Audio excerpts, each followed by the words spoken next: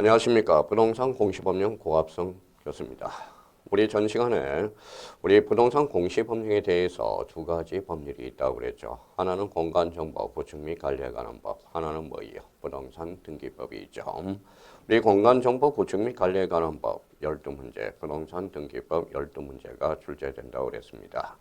우리 저런 부분에 대해서 우리 공간정보 구축 및 관리에 관한 법, 우리 용어의 정리를 했죠. 용어에 대해서 정확하게 인지해 두셔야 되고, 또 하나 두 번째는 지적의 3요소를 반드시 기억해 두셔야 돼요. 지적의 3요소는 뭐가 있습니까? 토지, 지적공부, 등록이라고 그랬죠. 그러면 토지와 등록과 단위를 우리가 합치면 필지라는 의미가 되죠. 그래서 지난 시간에 필지, 주된 토지고, 토지의 등록 단위고, 종된 토지가 뭐예요? 양입지라고 우리가 배웠죠.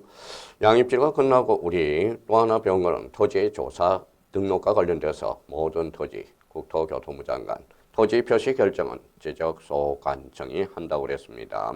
여기에 대해서 토지의 표시상에는 소재, 지번, 지목, 면적, 경계, 좌표를 우리 토지의 표시사항이라고 그랬죠. 자, 토지의 표시 사항이 뭉치면 6개가 뭉치면 몇 필지? 한 필지라고 그랬어요. 그러면 이번 시간에 우리 전 시간에 지번에 대해서 우리가 배웠으니까 이번 시간에 대해서는 자, 지목 등 토지의 표시에 대해서 우리가 배우려고 합니다. 자, 토지의 표시에 대해서는 우리가 이제 이걸 꼭 기억해 달라고 그랬습니다. 여기 이제 한 필지가 돼. 필지의 구성 요소는 서울시, 마포구, 신수동. 이걸 뭐라고 그랬죠? 소재. 여기에 대해서는 제 369 이게 지번이라고 그랬어요. 여기에 대해서 지목이 있죠. 지목. 여기 바로 경계가 되죠. 경계. 요 넓이가 뭐가 돼요? 면적이 되죠. 여기에 대해서 이제 경계점, 좌표라는 게 있죠. 여기에 대해서 소재, 지번, 지목, 경계, 면적, 좌표가 뭉치면 몇 필지? 한 필지입니다. 그러면 이번 시간은 목표와 관련돼서 우리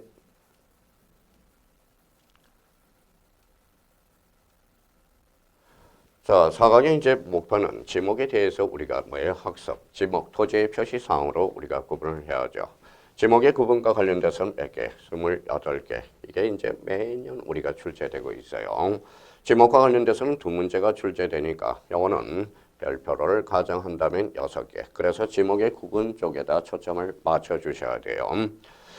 자, 경계와 관련돼서도 경계도 매년 한 문제가 출제되니까 이거는 이제 별표 5개가 되고요. 면적과 관련돼서도 매년 출제됩니다. 그러면 이번 사강과 관련돼서 학습 목표는 토지의 표시와 관련돼서 지목, 경계, 면적 요 3개를 집중적으로 공략해야 돼요. 그러면 지목과 관련돼서 2문제, 경계와 관련돼서 1문제, 면적에 대해서 1문제라면 벌써 지목, 경계, 면적 이번 시간에 우리 3문제, 4문제가 연결이 되어 있다는 거예요. 그러면 학습 목표로서 지목의 구분 26개 반드시 인지해야 되고 면적 측정의 대상, 면적 측정의 대상이 아닌 거에다 초점을 맞춰야 되고 특히 단수 처리에 대해서 단수 처리와 관련돼서는 우리 다시 배우게 될 겁니다.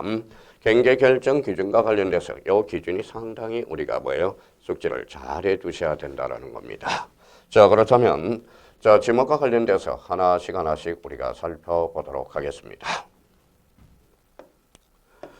자, 지목의 의의와 관련돼서 지목이란 뭡니까? 토지의 주된 용도, 우리 용어 정리가 됐었죠. 용도에 따라 여기가 바로 키워드가 돼. 그래서 용도에 따라서 토지의 종류를 구분하여 지적공부에 등록하는 것. 이게 바로 무슨 지목이다? 용도 지목이다. 자, 지목이라는 것은 그러면 늘어날 수도 있고 줄어들 수도 있다라는 거예요. 그러면 최초 지목은 몇 개냐? 바로 18개라는 겁니다. 자, 법이 개정돼서 19개, 그 다음에 21개, 그 다음에 24개, 28개 이렇게 해서 최근에 이제 늘어난 게 몇 개냐? 4개라는 겁니다. 그러면 우리가 우연치 않게 우연이에요. 그럼 여기에 요걸 빼면 4개죠. 요걸 빼면 3개가 되고요. 여기에서 21개에서 19개를 빼면 2개, 19개에서 1개를 빼면 하나가 되죠. 그러면 결론적으로 1, 2, 3, 4를 더해가면 지목의 벤천사가 된다는 거예요. 그럼 최초 지목은 18개예요. 해당 지목은 28개로서 우리 지목과 관련돼서 우리 출제된 것은 우리 30일에 때는 도로라는 지목과 잡정지라는 지목이 출제 예상이 됐던 바로 그대로 출제가 됐다라는 거예요. 지목은 그러면 지목은 늘어날 수도 있고 줄어들 수도 있다. 그러면 결론적으로 지목이라 하면 토지의 주된 용도에 따라서 토지의 종류를 구분하여 지적분배에 등록하는 것. 이게 바로 지목의 의부터 잡아야 돼. 자, 이 부분과 관련돼서 우리가 매년 요게 왜 키워드냐. 토지의 주된 성질에 따라 우리나라는 토성 지목이 아니에요.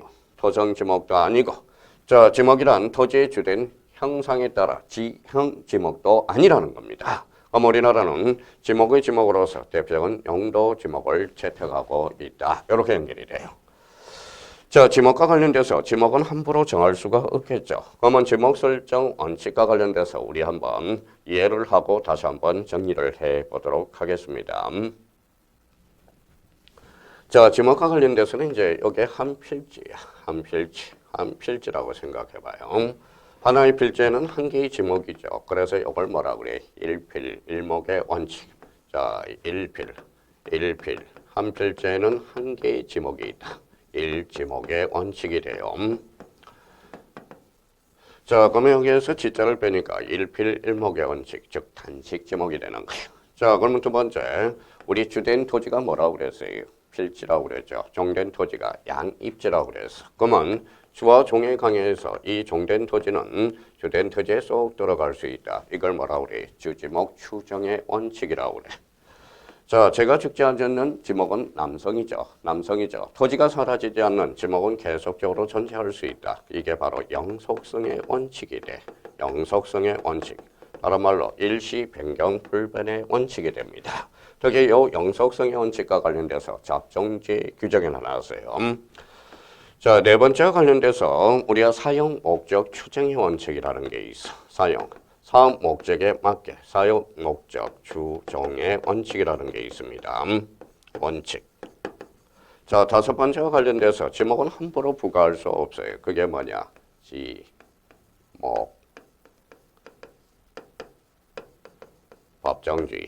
지목은 법률은 28개를 부과한다라는 겁니다. 그러면 지목은 그러면 하나의 필지는 하나의 지목, 일목의 원칙, 주지목 추정의 원칙, 영속성의 원칙, 사용 목적 추정의 원칙, 그 다음에 지목 법정주의. 그러면 이 부분과 관련돼서 지목의 설정 원칙과 관련돼서 일목의 원칙. 그러면 이거는 우리가 단식 지목이라고 그래요. 단식 지목이다. 자, 주지목 추정의 원칙과 관련돼서는 이거는 사적지에다 규정을 해놨어요. 사적지라는 지목에 대해서. 그럼 3번과 관련돼서 영속성의 원칙과 관련돼서는 이거는 잡정지라는 지목에 규정을 해놨습니다. 사용 목적 추정의 원칙과 관련돼서 이거는 공장용지라는 지목과 그 다음에 또 하나는 우리가 대라는 지목에다 규정을 해놨다라는 거예요. 지목은 법률에 부과한다. 그래서 지목 법정주의. 그러면 지목 설정의 원칙과 관련돼서 다시 한번 우리 외쳐볼까요? 일목의 원칙, 주지목 추정의 원칙. 세 번째, 영속성의 원칙, 사용 목적 추정의 원칙. 다섯 번째, 법정 지목주의를 원칙으로 했다. 몇 개를 열거하고 있다? 28개. 함부로 불가할 수 없다라는 겁니다. 자, 그러면 지목과 관련돼서 지목의 구분이죠. 구분과 관련돼서 몇 개로 구분된다고 그랬죠? 28개라고 우리가 배웠어요. 자, 전이라는 것은 이거는 밭전을 이야기하죠. 밭에는 물이 있어요, 없어요? 없죠. 그럼 물을 상시적으로 이용하지 아니하고 이 부분이 중심키가 돼요. 아직 물을 이용하지 않고 곡물, 모내작물, 가수류는 가수를 재라는 걸 포인트로 잡아서 과거에 재를 포함으로 장면을 쳤다고. 약초, 뽕나무, 당나무, 묘목, 관상주 등의 식물을 주로 재배하는 토지와 이 부분에 대해서 조심해야죠. 자, 죽순을 재배하는 토지는 중림지가 돼. 그 앞에 식용 목적이 붙어줘야 우리가 전이 된다라는 거예요. 그러면 지목의 구분과 관련돼서 첫 번째 전. 그러면 물을 상시적으로 이용하지 않고 가수류는 포함되고 식용을 목적으로 죽순을 재배하는 토지는 뭐냐? 전이다. 여기에 대해서 이제 답이라는 게 있죠.